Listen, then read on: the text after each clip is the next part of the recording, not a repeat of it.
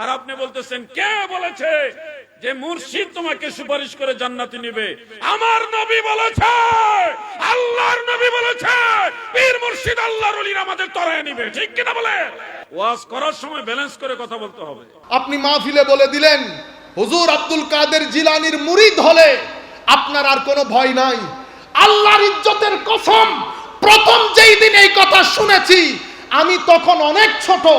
আমি বলেছি আর যাই হোক হুজুর গৌসুল আজম এই কথা বলতে পারে না। কে বলেছে আপনাকে আপনার মুর্শিদ আপনার জন্য সুপারিশ করবে? এরা সেই মুর্শিদ যাদের জিন্দেগির মধ্যে একটা নফল ছোটার কারণে সারা রাত কানে হাত দিয়ে এক পা তুলে আল্লাহর দরবারে যারা দাঁড়িয়ে থাকে, কেমনে বুঝলেন তারা আপনার নামাজ না পড়লে মাফ করে দিবে? কে বলেছে আপনাদেরকে এই কথা?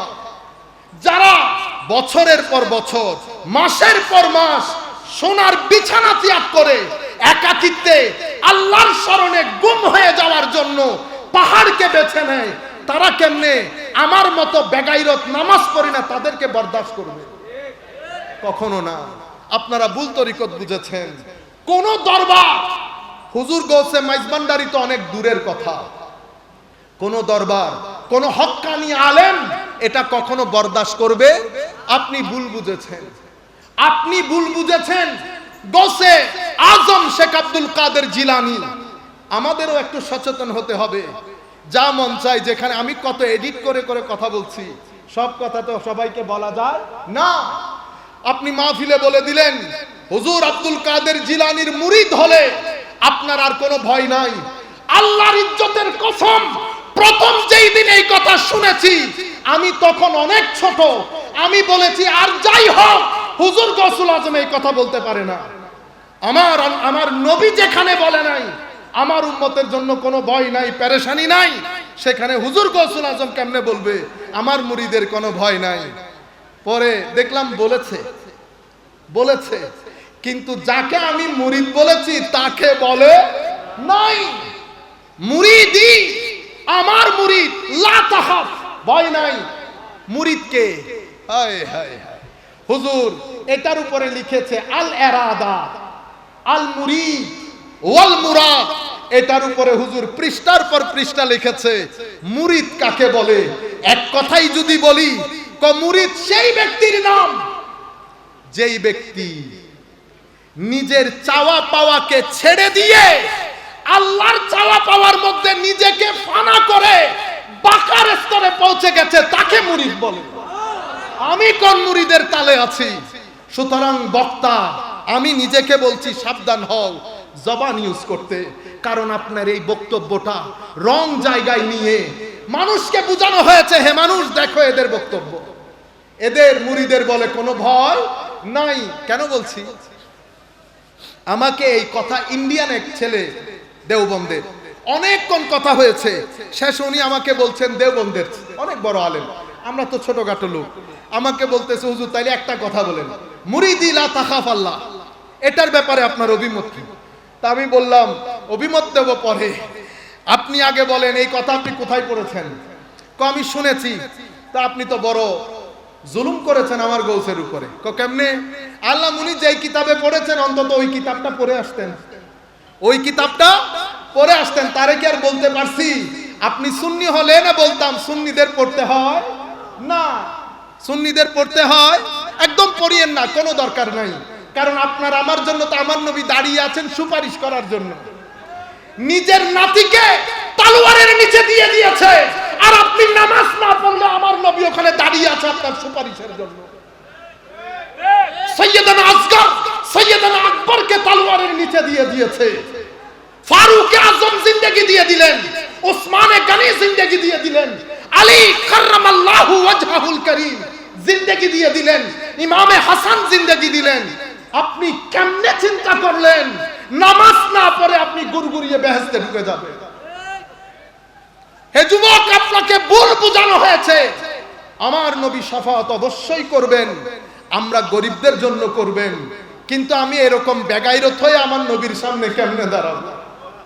এরকম বেগাইরত হয়ে আমার নবীর সামনে কবরের মধ্যে মুখ কেমনে দেখাবো?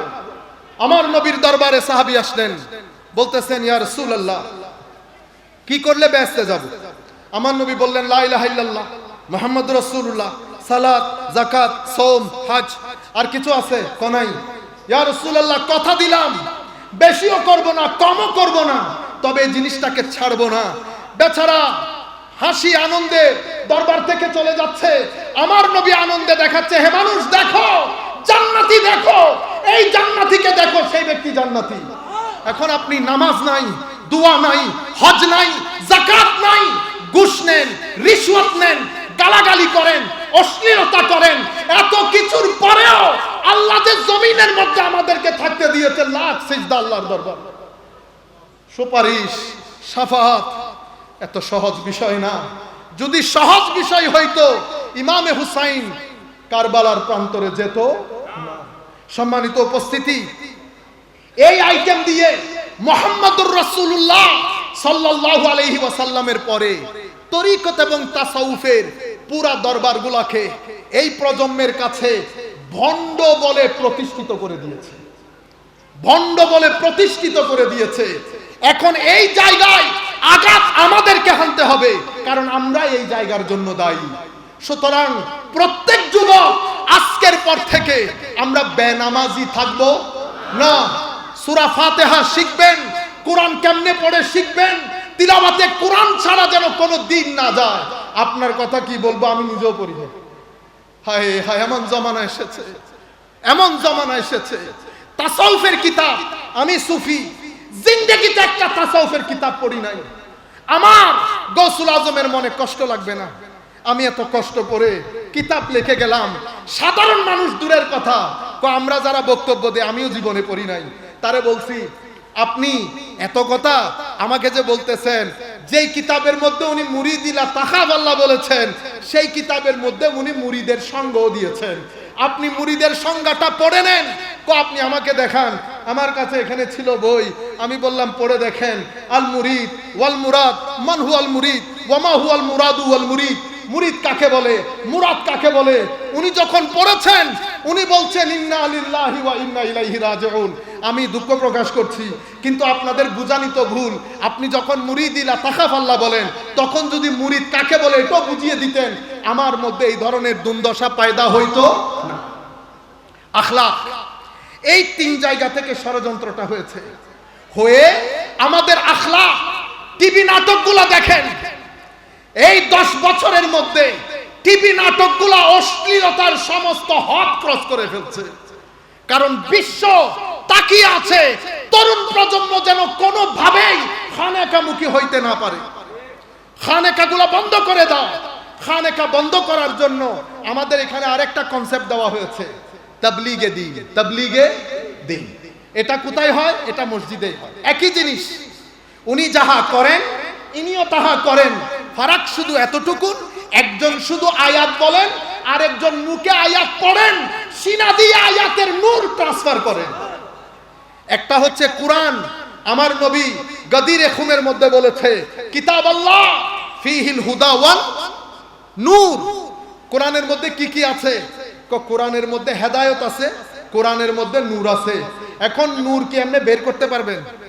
কোরআনের নূর কি বের করতে পারবেন? কোরআন কি কম মানুষে পড়ে? হায় হায়, কোরআন সবাই পড়ে, কোরআনের নূর সবার অন্তরে যায় না। কোরআনের নূর কার অন্তরে যায়?